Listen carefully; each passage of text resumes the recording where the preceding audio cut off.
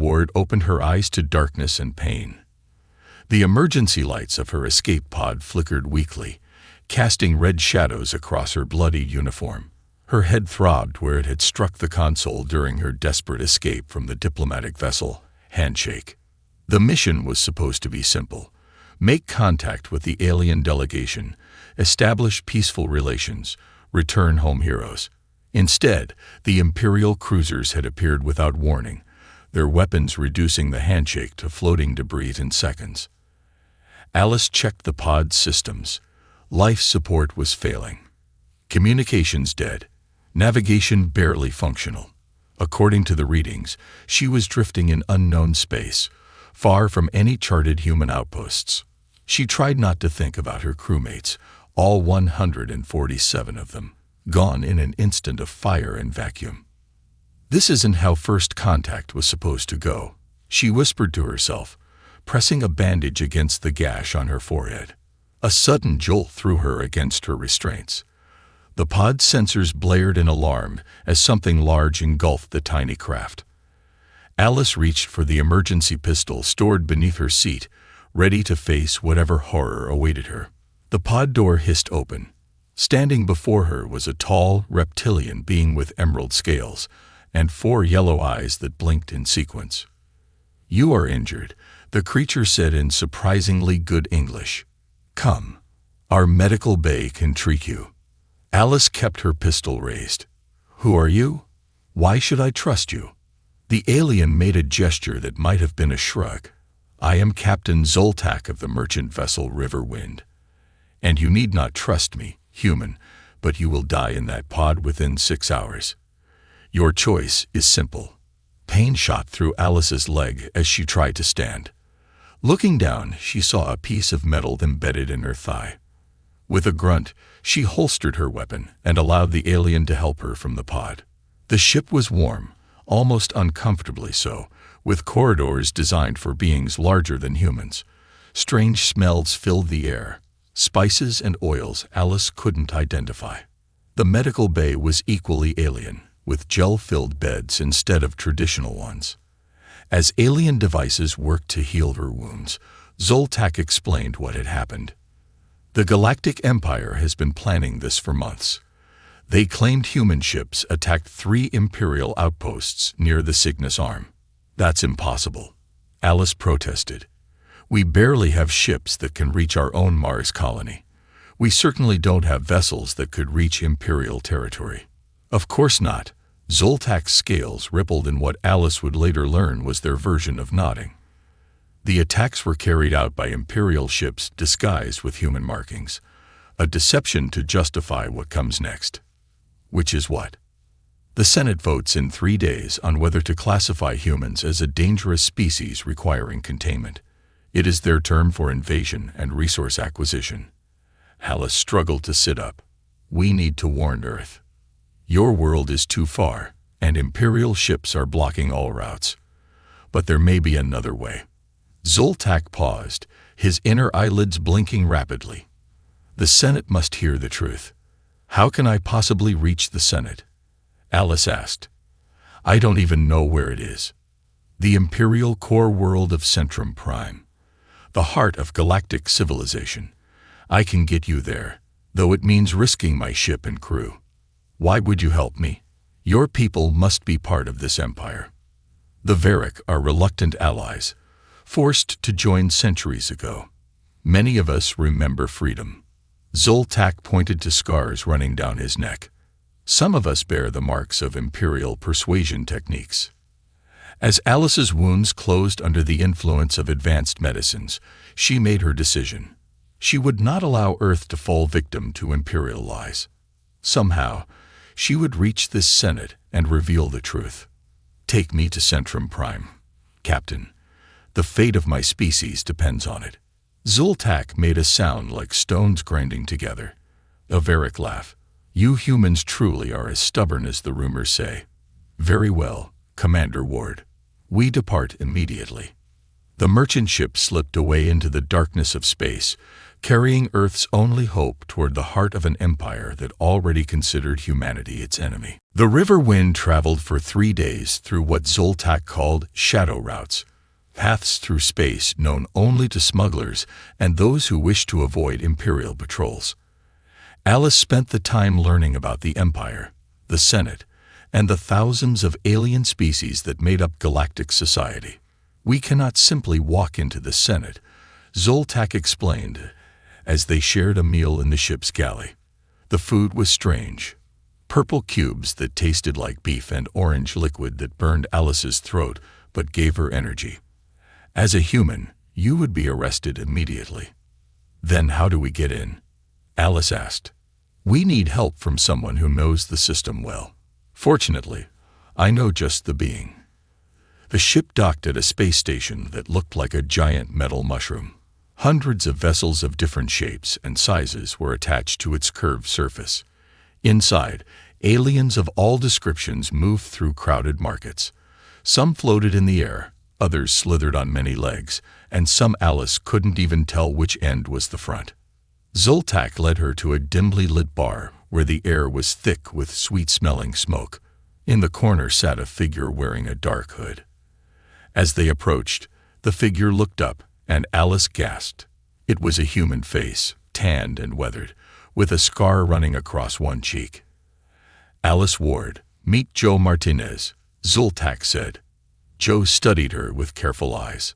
"So you're the human causing all the trouble." His voice was rough, as if he didn't use it often. "You're human," Alice said, unable to hide her surprise. "How are you here?" "Pirates took me from a fishing boat off the coast of Florida when I was 10. Been out here for 20 years now." Joe gestured for them to sit. "The galaxy's a big place. Plenty of places for a human to hide if they know how." Alice told him about the attack on the handshake and the Empire's plans for Earth. Joe listened without interruption, occasionally taking sips from a glowing blue drink. "Getting into the Senate won't be easy," he finally said. "But it can be done. I've smuggled goods in and out of Centrum Prime for years. The real problem will be getting people to listen once you're there." "I have evidence," Alice said, pulling out a small data chip from her pocket. "The handshake recorded everything before it was destroyed." Joe nodded slowly. "That helps. But we'll need more than just the 3 of us." As if on cue, 2 figures approached their table. One was a human woman with short gray hair and sharp eyes. The other was a short alien with 4 arms and skin that changed colors like a chameleon. "This is Lydia Bell," Joe said, introducing the woman. "Anthropologist. Got stranded out here 5 years ago when relations with Earth were cut." Lydia shook Alice's hand firmly. "When Joe told me another human was here, I had to come. Earth needs us." "And this," Joe continued, pointing to the 4-armed alien, "is Krev. Vest-Tech specialist in 3 systems." Krev's skin turned a friendly shade of blue. "Your species makes interesting music. I have collected many Earth songs. I would like to visit someday." Alice felt hope for the first time since the attack.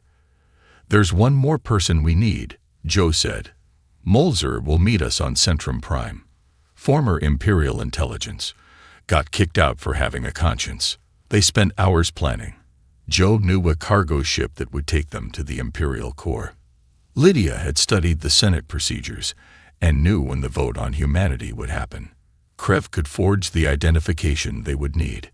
It's almost certainly a suicide mission," Joe warned as they finalized their plan. "The Emperor doesn't forgive those who challenge him." Alice thought of Earth, of blue oceans and green forests, of cities full of people who had no idea the danger they were in, people who still thought they were alone in the universe. "Some things are worth dying for," she said. Joe smiled, the first real smile she had seen from him. "Maybe you're right." He raised his glass. "To Earth." The others joined the toast, and Alice felt a strange sense of belonging with these unlikely allies, united in their desperate mission to save humanity. The cargo ship broke through the clouds of Centrum Prime, revealing a world that took Alice's breath away. Giant towers of crystal and metal stretched beyond the clouds. Flying vehicles moved in perfect lines between the buildings. The whole planet seemed to glow with its own light. "Welcome to the heart of the Empire," Joe said, standing beside her at the viewing window. "Home to over 50 billion beings from 10,000 worlds." Alice felt very small. Earth's biggest cities were like tiny villages compared to this. "How will we ever find our way around this place?" "I've been here 17 times, Joe replied. "Always illegally, of course. The trick is to act like you belong." They landed at a busy spaceport on the edge of the capital city. DarkHFY had forged their identification papers perfectly. Alice was now Anna Vex, diplomatic aide to a minor representative from the Outer Rim. Joe was her security officer. Lydia posed as a cultural attaché. Zoltak had to stay with his ship, as Varric were closely monitored on the Imperial core. A tall, thin alien with pale blue skin met them outside the port. It had a long neck and 3 eyes arranged in a triangle pattern. "This is Molzer," Joe introduced, former Imperial intelligence officer. Molzer bowed slightly. "We must hurry. The Senate session begins tomorrow, and security is tighter than normal." "Why?" Alice asked as they boarded a floating transport. "Emperor Jakril himself will attend," Molzer said, voice dropping to a whisper even though they were alone in the transport. "He rarely appears in public. He must consider the human issue very important." They traveled through the massive city. Alice saw aliens of every shape and color imaginable. Some moved through water tubes built into the walls. Others flew between platforms high above. The scale of alien civilization made her dizzy. "The Empire has stood for 12,000 Earth years," Molzer explained. "It controls nearly a quarter of the galaxy." "Why do they care about Earth?" Lydia asked. "We're just one small planet." Molzer's 3 eyes blinked in sequence. "That is what I discovered before my dismissal from service. The official story about human aggression is a lie." The transport stopped at a tall building with windows that changed colors. Inside their rooms, Molzer showed them a small device that projected a 3D image of Earth. "Your planet has large deposits of this." The image zoomed in, showing glowing blue spots deep in Earth's crust. Element 310. Vital for faster-than-light travel. "I've never heard of it," Alice said. "It forms only in certain conditions, usually deep in a planet's core. Earth has more than any world discovered in the last century." Now it all made sense. The Empire didn't fear humans. They wanted Earth's resources. Alice felt sick thinking about what would happen to her world if the Empire invaded. "Here is our biggest problem," Molzer continued, changing the projection to show a building shaped like a giant dome. "The Senate complex. Tomorrow morning, 10,000 representatives will vote on whether to authorize a protective quarantine of Earth." "Meaning invasion," Joe added. "Precisely. And I have discovered something worse." Molzer looked troubled. "The Empire has already moved invasion fleets into position near your solar system. The vote is just for show." Alice slammed her fist on the table. "Then we have to stop the vote. We need to show everyone the truth." The central speaker's platform would allow access to all communication channels, DarkHFY said, skin turning a thoughtful green color. "But it is surrounded by security." "And there's one more problem," Molzer added. "The Empire has found a human willing to speak against his own kind." He showed them an image of a man in a uniform similar to Alice's. "Commander Frank Wilson will tell the Senate that Earth wants war." "That's impossible," Alice said. "I know Frank. He would never betray humanity." "Mind control technology," Molzer explained. "He is not acting of his own will." The weight of their mission grew heavier. They would need to infiltrate the most secure building on the most advanced planet in the known galaxy, all while an invasion fleet headed toward Earth. Morning on Centrum Prime came with light from 3 suns rising one after another. Alice dressed in the formal robes Molzer had provided, flowing fabric in deep blue with silver trim, marking her as a diplomatic aide. The outfit felt strange after days in her Earth uniform, but it would help her blend in. The Senate dome was even more impressive up close. It was made of a material that seemed solid and transparent at the same time. Alice could see thousands of beings moving inside, but the structure itself appeared strong as stone. "Remember your story," Molzer instructed as they approached the entrance. "You are Anna Vex, aide to Representative Colmar of the Drexian Confederation." "What if we meet the real Colmar?" Alice asked nervously. "Impossible. The real Colmar died 3 days ago. The news has not yet spread." Scanners checked their bodies and identification as they entered. Alice's heart pounded as a security officer, a bug-like creature with multiple eyes, studied her face longer than the others. Finally, it nodded and waved her through. Inside, the Senate was a marvel of alien engineering. The main chamber was vast enough to fit several football stadiums. Floating platforms held representatives from countless worlds. Some delegates breathed special gases, others floated in liquid chambers, and some existed as pure energy contained in special devices. So many different life forms. Alice whispered to Lydia. "I never imagined. Most humans can't conceive of the diversity of life out here," Lydia replied. "Some of these species exist in different dimensional states than we do." They found seats in the upper levels, reserved for minor representatives and their staffs. Joe positioned himself near a side entrance, ready to create a distraction if needed.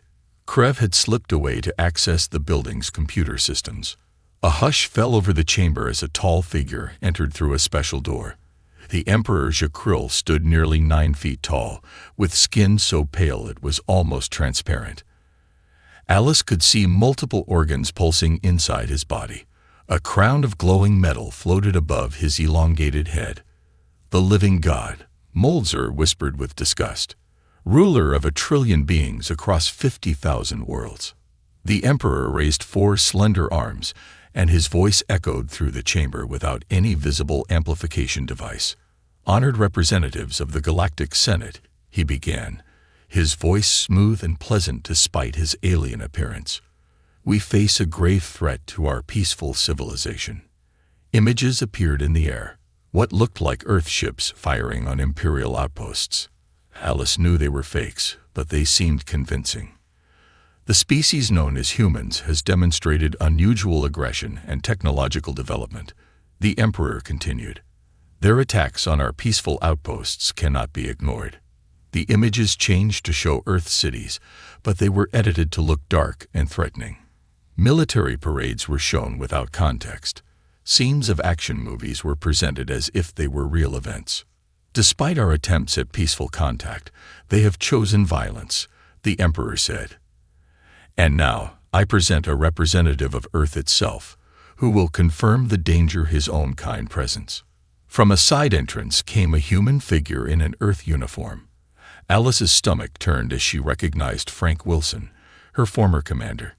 His movements were stiff, his eyes glazed. "That's not right," Alice whispered. "Frank would never betray us." Frank stood before the Senate, his voice flat and emotionless. "The people of Earth reject peaceful coexistence. We seek to conquer and destroy all other life forms. The Empire is right to fear us." Angry murmurs spread through the chamber. Alice could see many representatives nodding in agreement. Therefore, the Emperor concluded, "I ask this Senate to authorize immediate containment procedures. Our fleets stand ready to neutralize this threat before it spreads." Voting devices appeared before each representative. Alice knew she had to act quickly. Once the vote began, Earth's fate would be sealed. She looked at Joe, who nodded. It was time to put their desperate plan into action. Alice moved before she could talk herself out of it. She slipped past 2 alien guards who were focused on the Emperor's speech. Her heart pounded so hard she was sure everyone could hear it. The plan was simple but dangerous. Reach the central platform and show the truth before the vote. Across the chamber, Joe created the first distraction. A small explosion, harmless but loud, went off near the back entrance. Security guards rushed toward the sound. In the confusion, Alice moved down to a lower level. "Communication systems accessed," came Krebs' voice through the small device in Alice's ear. The four-armed alien had successfully hacked into the Senate's systems from a maintenance room. "Ready with the real footage?" Alice whispered. "Yes. Just reached the central terminal." Lydia was causing the second distraction now, pretending to faint in the middle of a crowded aisle. Several representatives and their aides gathered around her, blocking the path of more guards. The vote countdown had begun. Numbers flashed in the air. 60, 59, 58. Alice ran down the final set of stairs, no longer trying to be subtle. A guard spotted her and shouted, but she was faster. She jumped over a railing and landed on the speaking platform, just 10 feet from where Frank Wilson stood like a puppet. "This is a lie," she shouted, her voice suddenly amplified through the Senate systems. Krev had given her access to the microphones. "I am Commander Alice Ward of Earth, and everything you've heard today is false." The Emperor's guards rushed toward her, weapons drawn. But Joe appeared from nowhere, tackling two of them. Molzer had disabled the others' communication devices, leaving them confused and uncoordinated. "The Empire attacked us without provocation," Alice continued, speaking rapidly before she could be silenced. "They destroyed our diplomatic vessel. They want Earth for its resources, not because we're dangerous." "Silence her," the Emperor ordered, his calm facade cracking. Alice plugged the data chip into the central terminal. "This is the truth. See for yourselves." The giant screens that floated above the Senate floor suddenly showed new images. The handshake being destroyed without warning. Imperial ships disguised with fake Earth markings attacking their own outposts. Secret Imperial communications discussing Element 310 on Earth. And finally, peaceful scenes of Earth, schools, parks, families, the true face of humanity. Gasps and angry shouts echoed through the chamber. Many representatives stood up, demanding explanations. The Emperor's voice boomed across the hall. "This is human trickery. Their primitive minds cannot comprehend the complexities of galactic politics." But Alice wasn't done. She moved to where Frank Wilson stood and removed a small device attached to the back of his neck. Immediately, his eyes cleared and he looked around in confusion. "Commander Wilson," Alice said loudly, "tell the Senate what really happened when your ship met Imperial forces." Frank's voice shook but grew stronger with each word. "We were on a peaceful mission. We sent greeting messages in all known formats. The Imperial ships opened fire without responding.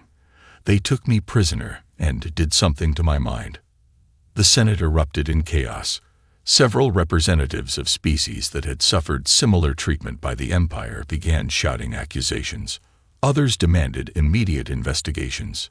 The Emperor raised all four of his arms, trying to regain control. "The vote will continue. Security, remove these humans immediately." A new wave of guards entered, these wearing the Emperor's personal colors. Alice knew they wouldn't hesitate to kill her. She looked desperately at Joe, who nodded toward a side exit. They had done all they could. Maybe it was time to run. But then she saw something that made her pause. Several of the older Senate representatives were standing, pointing at ancient symbols carved into the Senate walls. They were invoking some kind of ancient protocol. The voting countdown had stopped. Alice didn't understand what was happening, but she knew one thing with perfect clarity. She wasn't finished with Emperor Jakril yet. The Emperor moved with shocking speed for his tall frame. He leaped from his platform and rushed toward an exit, his guards forming a protective circle around him. Alice knew if he escaped, he would still order the attack on Earth regardless of what the Senate decided. "He's running," she shouted to Joe, who was fighting off two more security guards. "Go after him," Joe called back. "We'll hold them here." Alice sprinted after the Emperor's retreating form. The hallway beyond the main chamber was wide and ornate, lined with statues of past Imperial rulers. She pushed past confused Senate staff and dodged more guards. Ahead, she could see the Emperor's entourage turning down another corridor. "Krev, Where does that passage lead? She asked into her communication device. The Imperial Ceremonial Hall, came the reply. A dead end. He must be heading for the private shuttle bay beyond it. Alice ran faster than she ever had before. Her military training on Earth had prepared her for combat, but she had never faced stakes this high. The fate of her entire species depended on stopping one being. She reached the ceremonial hall just as the Emperor was crossing it. The room was massive, with a ceiling that seemed to show the entire galaxy in motion. Golden pillars supported walls covered in the history of the Empire, all its conquests and glories. Emperor Jakril, Alice shouted. Her voice echoed in the vast space. The Emperor turned slowly. His guards raised their weapons, but he gestured for them to lower them. Leave us, he commanded in his smooth voice. The guards hesitated but obeyed, moving to the far side of the hall. Impressive, for a primitive species, the Emperor said, studying Alice. You've caused quite a disruption to my careful plans.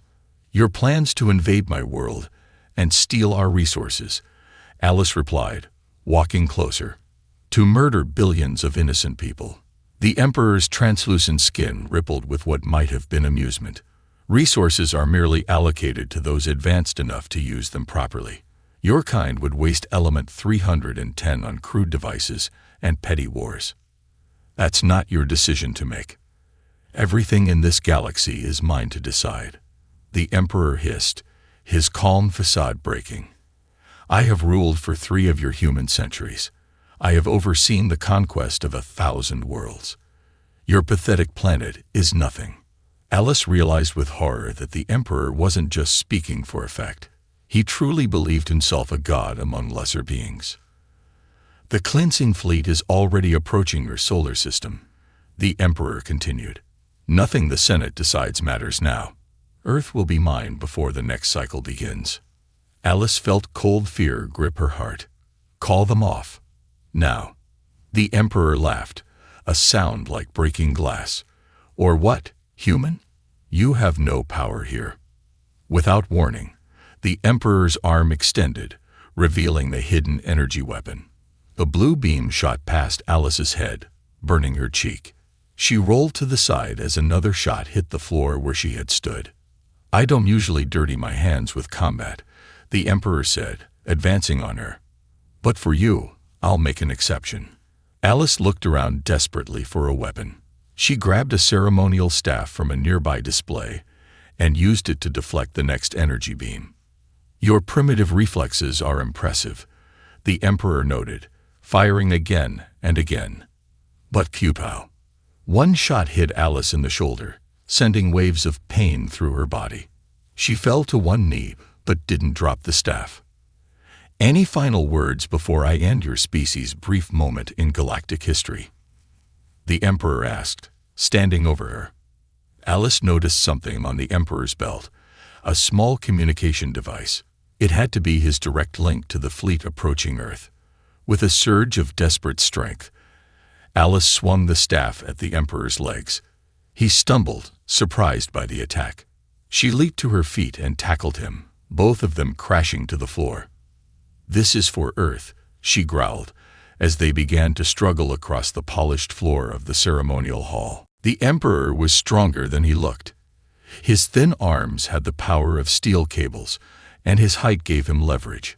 He flipped Alice over, trying to pin her down. She twisted away, rolling across the smooth floor of the ceremonial hall. Your species is so fragile, the Emperor hissed, his transparent skin now flushed with angry colors. So easy to break. Alice dodged another grab and landed a solid punch to the Emperor's midsection. He grunted in pain, the first sign that he could be hurt like any other being. Unknown to them both, Lydia had hacked into the security cameras. Their fight was now broadcasting to every screen in the Senate chamber. Thousands of representatives watched in shock as their living god fought a human woman. The Emperor's energy weapon had fallen during their struggle. Alice dove for it, but the Emperor kicked it away and caught her with a powerful blow to the ribs. Pain exploded through her side. She was certain something had broken. I have lived for 300 years, the Emperor snarled, lifting Alice by her throat. I will live for 300 more. Your world will be just another forgotten conquest. Alice couldn't breathe. Black spots danced in her vision. With her last strength, she kicked out, catching the Emperor in his knee joint. There was a crack, and he screamed, dropping her. Both of them fell to the floor, gasping for air.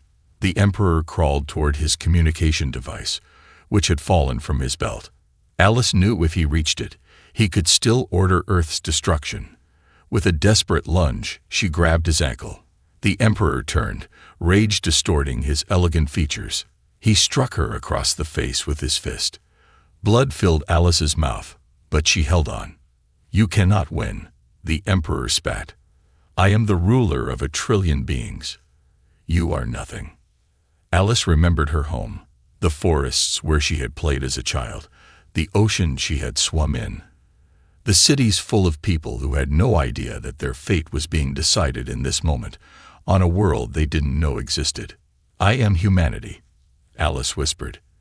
Then louder, and we will know it be conquered.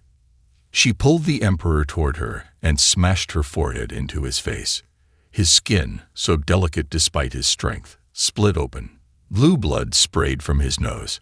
Before he could recover, Alice grabbed the back of his ornate robe and shoved him face first into the polished floor. The sound of his face hitting the stone echoed through the hall. She did it again, and again. The Emperor's environmental helmet cracked. The special air mixture he breathed hissed out. He gasped and clawed at his throat. Alice grabbed the communication device from the floor. Call off the fleet, she demanded. Now. The Emperor looked up at her with hatred, but also with something new. Fear. He tapped a sequence on the device with shaking fingers. Fleet Commander. Abort mission. Return to base immediately. A voice responded. By your command, Emperor. The doors to the hall burst open. Senate guards, representatives from 12 worlds, and Alice's friends rushed in. Joe reached her first, helping her to stand. Her whole body ached, but she had never felt more alive. An ancient alien with skin like tree bark approached. The challenge of leadership has been witnessed, it announced in a creaking voice. According to the oldest laws of the Empire, this human has the right to make demands of the defeated ruler. Alice didn't understand, but she saw the shock on the Emperor's bloodied face. This meant something important. I demand peace with Earth, she said, her voice carrying across the suddenly silent hall. I demand recognition of humanity as a free species with the right to join galactic society on our own terms. The ancient alien nodded. It shall be so. Later, as healers tended to her wounds, Alice watched through a window as ships departed to spread the news across the galaxy. The mighty empire had fractured. Many systems were declaring independence. Others were forming new alliances. And on a small blue planet, people were about to learn they were not alone in the universe. What happens now? Joe asked, sitting beside her. Alice smiled through her pain. Now we go home. And then, the stars.